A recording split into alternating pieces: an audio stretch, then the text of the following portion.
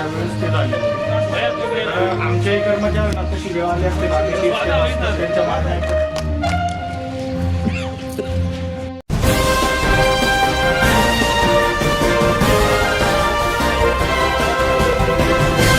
मानव समाचार, मानवता के हक में. ये आप आंदोलन किस लिए कर रहे हैं? हमारा 3 महीने से पगार नहीं है और हम काम करने के बाद भी पगार मिलता नहीं. 3 महीने से पगार है. कुछ लोग बिन पगारी है, उनको भी पगार मिलना चाहिए और पगार बढ़ना चाहिए. हमारे ऐसे 6,000 में भी परोड़ता नहीं हमको.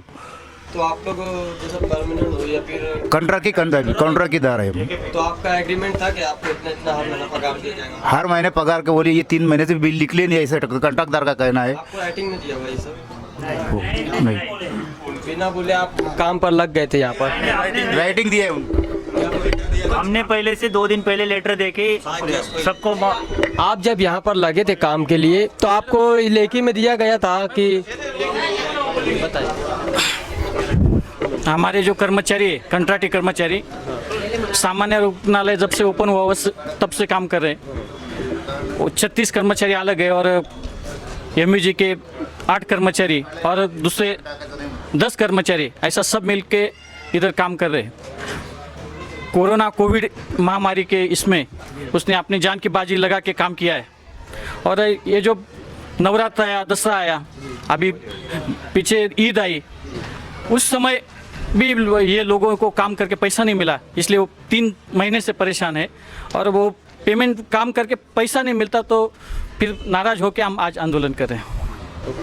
आइए इसी ज़िम्न में यहाँ पर इस हॉस्पिटल के डॉक्टर साहब, डॉक्टर माले सर भी यहाँ मौजूद है. हम इनसे बात करने की कोशिश करते हैं. सर क्या बात है, क्यों बार बार इनको धरना देना पड़ता है, इनका पेमेंट क्यों रुक जाता है? बात मसला ऐसा है कि ये पिछले अभी जब से कोविड-19 हुआ है तो मैक्सिमम ग्रांट जो गवर्नमेंट का आता है उसका ज़्यादातर हिस्सा जो है वो कोविड-19 के लिए यूज़ हुआ था. तो उस कारण रेगुलर पेमेंट जो हो रहे थे वो उसमें थोड़ी सी रुकावट आई थी. तो इसके पहले जो अपने सिक्योरिटी गार्ड थे उनका भी पेमेंट बाकी था. तो इसके पहले जो ग्रांट आई तो उनका पेमेंट पहले दिया गया. तो ये लोगों का 3 महीने का पेमेंट बाकी है. तो अभी भी ऊपर सबसे बात हुआ डिप्टी डायरेक्टर सिविल सर्जन साहब से, तो उन्होंने कहा कि 2 दिन में ग्रांट आ जाएंगी, इनका पेमेंट 2 दिन में हो जाएगा.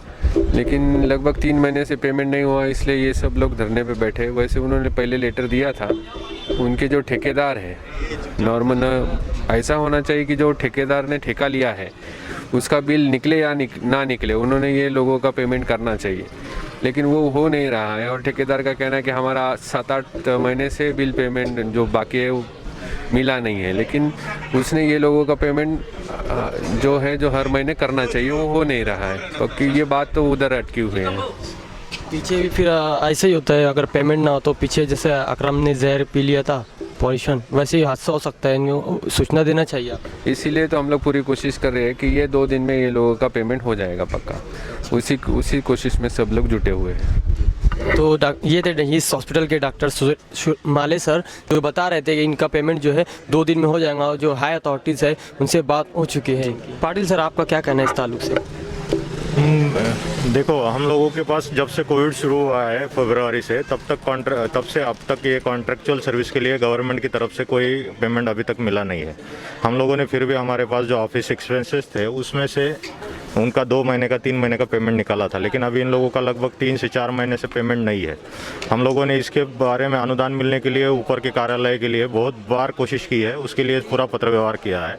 हम लोगों को पूरा सहयोग किया है अभी तक. लेकिन उन लोगों का भी कुछ गलत नहीं है. वो लोगों का पेट उसके ऊपर पलता है और पेमेंट बहुत कम है. लेकिन ये जिम्मेदारी जिस संस्था ने ये कॉन्ट्रैक्ट लिया है उस संस्था की जिम्मेदारी है कि उनका बिल गवर्नमेंट से जब निकले तब निकले, मतलब उनका बिल मिलेगा ही. लेकिन तब तक इन लोगों का पेमेंट उन्होंने रेगुलर करना चाहिए.